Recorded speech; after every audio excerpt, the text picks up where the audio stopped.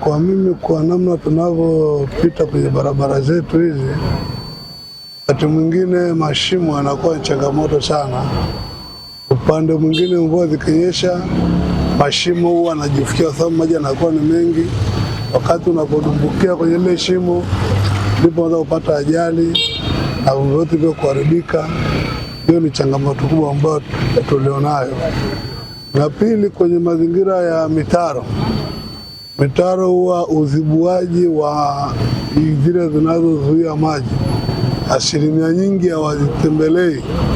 Nakuta mvua zikija, asilimia nyingi hayaendi kwenye ule mitaro husika, yanatoka nje sababu ya ndani kunakuwa hakuna usafi. Ingekuwa kama angeweza kutengeneza mitaro ikawa safi, hata kipindi cha mvua maji huwa angepita bila shida. Lakini kwa sababu kuna sawa wanajisahau na watu wao wanatupia mabobo na uchafu aina mbalimbali, kwa hiyo na kutoa inakuwa ni changamoto kwa hao wanaohusika. Kwa hiyo inakuwa ni tatizo pia upande wa maji siku za mvua. Kwa serikali ni kujitambua kabla ya tukio la mvua. Wakati mvua zinakaribia kuanza, mitaro itengenezwe iwe safi, na inapokuwa safi, asilimia 80 yanapita maji bila kukwama. Sasa yanapokwama yanapanda nje ya barabara. Sasa kishakuwa kwenye barabara, ndio changamoto zinaingia.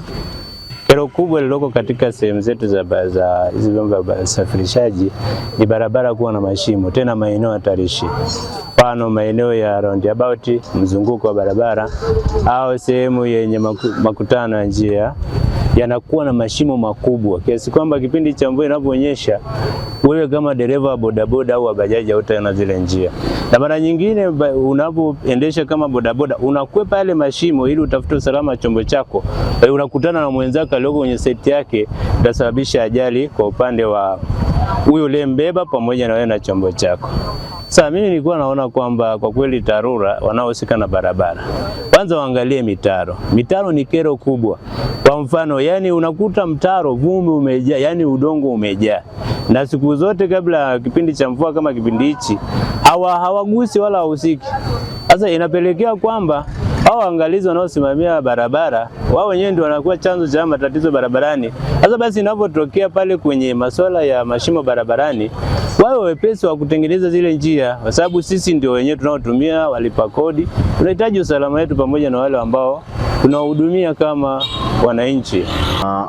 Tunamshukuru Mungu kwa mvua zinazoendelea kunyesha, lakini kero kubwa imekuwa ni swala la barabara zetu hapa ndani ya halmashauri. Zina mashimo mengi sana, ambapo mashimo hayo yanasababisha ajali ambazo zisizotarajiwa kwa watumia vyombo vya moto kama waendesha magari, pikipiki, lakini pia wanawasababishia watembea kwa miguu ajali ambazo zisizotarajiwa, kwa sababu wakati mtu unajitahidi kukwepa shimo, lazima uingie kwenye eneo ambalo la mpita kwa miguu. Sasa kama hana taarifa, naye mwenyewe amejikuta kwenye ajali ambayo hakutarajia.